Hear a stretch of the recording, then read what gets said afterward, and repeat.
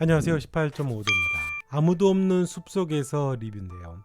제일 먼저 눈에 들어왔던 건 유성아가 늘 먹던 빨간색 토마토 스파게티였습니다. 이유가 있지 않을까요?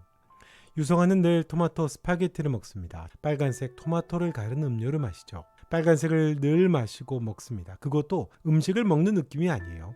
철푸덕거리며 성의 없이 그렇게 부으면서 먹습니다.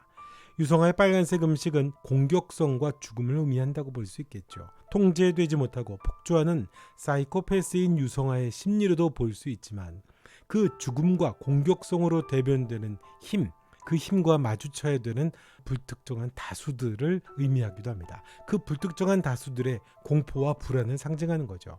그건 유성아를 만나는 다른 인물들이 언제든 위기와 불안을 마주할 수 있다는 뜻이기도 합니다. 다른 사람을 제압하는 힘도 의미하겠죠. 폭행과 납치로 잡혔던 유성아는 경찰에서 풀려났고 전영아는 분노했습니다. 소장은 무기력감을 느끼기도 했었죠. 그러니까 핏빛인 빨간색을 즐겨 먹는 유성아는 다른 이에 대한 폭력과 지배욕을 갖고 있습니다. 이 빨간색으로 대변되는 공포와 위기를 설명했던 게 또 지향철의 말이었습니다. 구상준이 그러죠. 지향철에게 왜 하필 나냐고 물었을 때 지향철은 내가 가던 길에 그냥 네가 있었던 것뿐이냐 라고 그렇게 말을 합니다. 어떤 이유나 원인이 있는 게 아니죠. 예측할 수 없는 위기에 언제나 노출된 현대인의 불안을 말하는 것으로 극대화됩니다. 유성아가 그린 그림에는 사람의 얼굴이 없습니다. 나무가 얼굴을 대신하는 그림들이죠. 한 개인으로의 실존성이 사라져버린 현대인의 위기입니다. 쿵소리를 내면서 나무가 쓰러져도 듣지 못한다는 건 개인의 존재성이 상실됐다는 거고요. 모양은 있지만 그래서 얼굴이 없는 그림입니다. 그래서 전영아가 마지막 장면에서 거울을 바라보면서 자신의 얼굴을 들여다보고 얼굴에 묻은 피를 닦으면서 자신의 얼굴을 찬찬히 바라보던 장면은 의미가 있었죠. 실존성, 한 개인의 존재성에 의미를 부여하고 또 자각하고 회복한다라고 하는 의미가 되겠죠. 두 번째는 배경이 펜션인 이유도 흥미롭습니다. 배경상 은퇴하고 노후를 보내는 곳으로 나오지만 모두가 가족과 고립된 곳이기도 했습니다. 펜션업을 하는 친구 박용채도 혼자고 전영아도 혼자입니다. 박용채는 드라마상에서 아들과 통화를 하다가 아들내미라고 있어봤자 라고 그렇게 툴툴거리죠. 전영아는 시한부 아내와 이별을 하게 됩니다. 극 중에서는 회상 정도로만 아내가 나오죠. 그리고 그 후반 모든 게 끝났을 때 두 사람은 가족들과 같이 살거나 행복하게 재회를 하는 것으로 마칩니다. 스스로를 지켜냈던 박용채와 전영아의 결과가 가족과 재회였다면 실패한 인물 구상준은 가족이 비극으로 끝이 납니다. 아내는 자살을 하고 구상준은 정신 이상이 되고 아들은 복수의 일념으로 살게 되죠. 죽음과 공포를 상징하던 스파게티의 빨간색과 피해자들의 그런 개인의 공포는 어디에서부터 시작이 된 걸까요? 고립에서 시작이 됐다고 보는 것 같습니다. 그래서 무대를 펜션으로 가져온 게 아닌가 싶어요. 집이라는 공간과 비슷하면서도 혼자 지내는 장소로 사용되는 곳이 펜션이죠.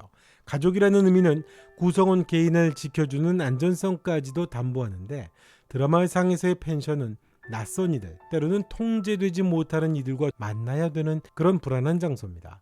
지향철의 말대로 그 길에 네가 있었던 것뿐이라고 하는 불안감을 내포하는 장소죠. 공간적으로는 가족이 머무는 집의 원형과 비슷하면서도 가족으로부터 해체되고 또 고립되는 장소, 그런 현대인들의 고립, 그것을 상징하는 것 같습니다. 두 번째는 이 드라마에 있는 아이가 두 명이 나옵니다. 한 명은 유성아의 의붓아들 하시연이고 또 하나는 전영아의 딸 전희선이 낳는 아이입니다. 전희선은 위기를 넘기면서 아기를 지키게 되고 출산하죠. 한 아이는 죽었고 한 아기는 위기를 딛고 태어나게 됩니다. 전영아는 희연이의 죽음에 대해서 괴로워하며 자책을 했습니다. 친아버지인 하재식이 유성아를 죽이기 위해 펜션에 왔을 때 유성아는 전영아가 공범이라고 했습니다. 희연이를 죽이고 유기하는 데 있어서 전영아가 방조했고 그건 곧 공범이라고 하는 의미이기도 했죠. 전영아는 엽기적인 살해 사건이 뉴스에 나오게 되면 펜션이 망하게 되니까 그게 두려워서 흔적을 지워버리고 1년을 침묵하고 지냈었습니다. 친아버지인 하재식을 마주한 자리에서 전영아는 눈물을 흘리며 자책을 했죠. 자기에게도 큰 책임이 있다는 겁니다. 드라마가 말하려고 하던 메시지가 노골적으로 드러났던 대목이기도 하죠. 매 회마다 나오던 내레이션은 아무도 없는 숲속에서 쿵 하고 나무가 쓰러졌다. 듣는 이가 있었겠는가입니다. 결국 다른 사람에 대한 비극과 위기를 외면하고 방치하는 것이 자신에게도 언젠가는 찾아오게 되는 위기라고 하는 그런 메시지가 이 드라마가 안고 있는 거니까요. 현대인의 진짜 위기는 쿵하고 쓰러져도 타인의 고통을 외면하고 못 들은 것처럼 살아가게 될 때 그 피해자의 순서가 자기가 될 수 있다라는 겁니다. 진짜 공포는 따로 있다는 거죠. 쿵 넘어지는 자신의 소리를 다른 누군가 들리지 않은 척 외면한다는 게 진짜 현대인들의 공포라고 하는 의미죠. 그래서 전영아는 희연이의 살해를 예상하고도 외면했던 것에 대한 뼈저린 후회를 했던 겁니다. 그게 더 큰 위기로 확대가 됐고 자신의 딸마저도 심지어는 자신의 손자마저도 죽음의 위기를 맞이하게 됐던 거니까요. 진짜 공포는 희연이 살해에 대한 외면이었던 겁니다. 재밌는 건 구상준이라고 하는 인물과 대비된다는 거죠. 구상준은 결과가 드러나면서 범인이 잡혔지만 그로 인해서 모텔 사업이 망하게 되면서 가족의 비극이 찾아왔죠. 전영아는 그런 결과를 두려워하며 숨겼지만 더 큰 비극이 찾아오게 됐고요. 연대감이 해체된 개인이 불안한 이유기도 합니다. 다만 공통점은 있습니다. 쿵소리라고 하는 고통에 귀를 기울인 사람들이 곁에 있었다는 거죠. 전영아는 같은 펜션을 하는 친구 박용채가 있었고 세탁소를 하는 최경남이 있었습니다. 딸 전희선이 있었고요. 폭주하던 유성아를 막아서게 됩니다. 그에 비하면 구상준은 비극적이죠. 아내가 견디지를 못했고요. 주변의 사람들이 모두 구상준의 쿵 소리를 외면합니다. 그나마 유일했던 건 건달 친구 종두가 있었고 종두의 어머니가 있을 뿐이었습니다. 그들이 아들 구기호를 돕습니다. 아들 구기호가 성인이 되어서 지향철을 죽이기 위해 치밀하게 준비할 때 그걸 끝까지 도와준 인물이 종두였고 종두의 어머니였습니다. 두 사람으로 인해서 구기호는 스스로 지향철을 처단하게 되죠. 구기호가 일을 마치고 쿵소리 내며 쓰러진 듯 자살로 생을 마감하려고 할 때 그걸 막아선 게 전영아였습니다. 전영아는 구기호의 자살을 막아낼 뿐만 아니라 모든 알리바이를 만들어주고 드라마 후반에는 마치 가족처럼 전영아에게 전화를 하죠. 구기호도 미소를 짓기도 합니다. 마지막에 구기호가 쿵하고 쓰러질 때 그 소리를 듣고 살려낸 거죠. 전영아가요. 개인적으로 구기호의 자살을 막아선 전영아의 그 장면이 드라마 구성상으로는 좀 오글거리기도 했지만 메시지적으로는 참 좋았습니다. 고통을 외면하고 살아온 이들에 대한 따뜻한 메타포 정도로도 생각을 할 수 있으니까 나쁘지 않더라고요. 아무튼 아이는 가장 약한 존재입니다. 가장 불안하고 스스로를 자구하기 어려운 존재죠. 그 존재 시연이가 유성아랑 동행을 하고 있던 겁니다. 지켜줘야 되는 가장 약자가 아이잖아요. 아이는 또 지금 살아가는 우리의 미래이기도 하고요. 타인의 아픔이나 고통을 또 위기를 외면하는 현재는 더욱 커다란 미래의 공포와 죽음이 된다는 게 시연이의 죽음으로 보여주는 거죠. 그래서 전희선의 아기가 살아난 건 의미가 있습니다. 전영아나 박용채, 최경남이 유성아를 막아서기도 하고 전희선이 지켜내기도 했으니까요.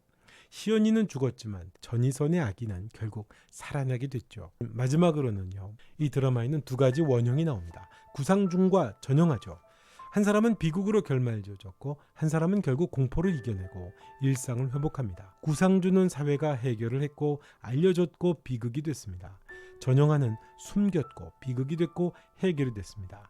어떤 방식이나 선택이 최선인가라고 하는 답은 없죠. 이 두 사람은 공통으로 사회나 국가 역할에 대한 한계를 역설하는 것으로 보입니다. 파출소장 윤보민이 강력반을 떠나 시골로의 파출소장으로 온 것도 공권력의 비슷한 한계를 내포하는 게 아닌가 싶고요. 김선태, 순경이 유성아에 의해서 잔인하게 살해된 것도 사회의 한계이고 개인이 맞닥뜨리는 불안을 역설하는 거고요. 구상준이나 또 전영아나 결말은 서로 다른데 개인이 기대는 공권력이나 사회 시스템이 가지는 한계는 비슷하다는 거죠. 쿵소리 내며 넘어지는 나무나 돌에 맞는 개구리나 국가나 사회가 책임을 갖고 통제하는 데 한계가 있다는 겁니다. 총이 나왔던 것도 그런 의미랑도 상통하는 것 같죠. 총은 개인에게 금지된 자위권입니다. 국가만이 보유한 힘입니다. 그런데 9.25로부터 시작된 총은 지향철을 죽이고 유성아를 죽이는 수단이 됩니다. 전영아나 9.25, 하재식이 사용하는 수단이 됐다는 것도 사회가 갖는 힘이 분산된다는 걸 뜻하겠죠. 개인화되고 해체된 사회에서 국가나 사회가 듣지 못하는 소리는 결국 개인과 개인이 연대하고 돌아보지 않는다면 개인은 가장 위험하고 무기력한 존재가 될 수밖에 없다는 거겠죠. 재미있는 건 마지막에 카페로 바뀐 세탁소입니다. 사람들이 바글바글하죠. 사회를 이루는 구성원들이 모이는 공간으로 변신이 됩니다. 연대감, 공동체 같은 개념이죠. 쿵소리를 내며 아파하는 누군가의 고통을 듣는 건 곧 자신을 보호하는 방법이라는 거죠. 길 위에서 들리는 비명에 대한 반응은 언젠가 내가 길 위에서 비슷한 상황을 맞닥뜨릴 때 누군가 역시 똑같은 방식으로 자신을 도우라는 메시지니까요.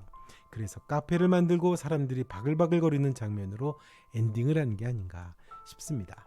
자, 아무도 없는 숲속에서 이번 영상은 여기까지 하겠습니다. 영상 좋으셨다면 좋아요, 구독, 그리고 여러분의 생각은 어떠신지도 댓글로 남겨주시면 고맙겠습니다. 지금까지 18.5도였습니다. 또 뵙겠습니다.